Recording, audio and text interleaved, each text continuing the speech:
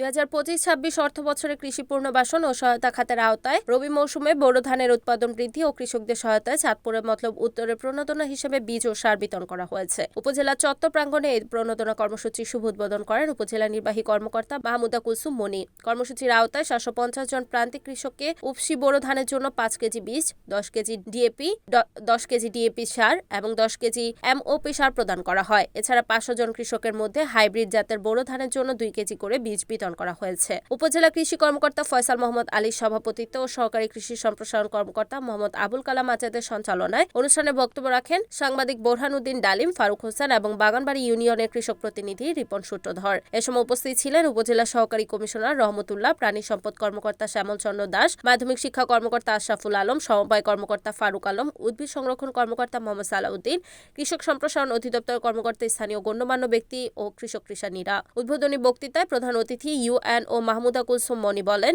মাঠে লাগাচ্ছেন এর থেকেই হাইব্রিড ধানের ফলন কিন্তু অনেক বেশি হবে।